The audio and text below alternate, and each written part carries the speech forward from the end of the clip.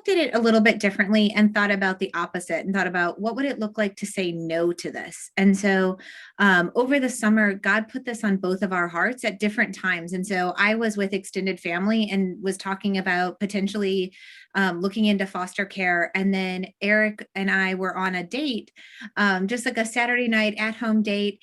And he said, I've been really thinking about something and I'm really thinking that maybe we should adopt. And we went from this kind of like crazy idea of adopting and then asking ourselves, well, why wouldn't we adopt and why wouldn't we at least explore this option?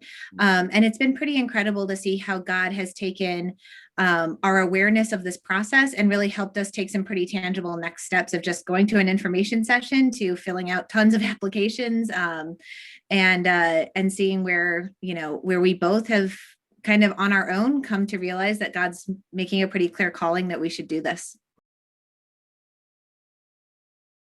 I think we went into this thinking that we have a lot to offer and we're going to help other people's other families who are, struggling to take care of their own children, and we'll care for their children while they get things squared away so they can get their kids back.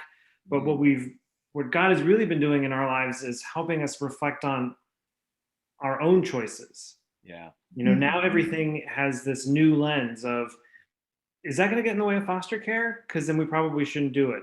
Wow. And we've had conversations that we've never had before. Like, let's make sure we clear everything out so that we can actually enjoy the pain of foster care. Like, we don't want to rush taking in a kid into our home who's terrified of our home, right? They've lost their family.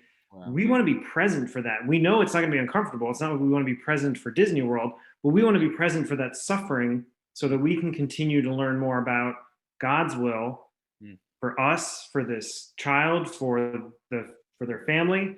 And that's just been really eye-opening, and it just continues to affirm that this is not our will. Like, Holly and I have done a lot of things in our lives that were our will, and most of them were good. They were good things. Sure. But this is one of those things where every step is a leap of faith. We do not see the end of the tunnel. We don't understand. We don't have best practices. So God is clearly working through us in this, and it's just a huge testament to how he knows what we're capable of, even when we don't know that.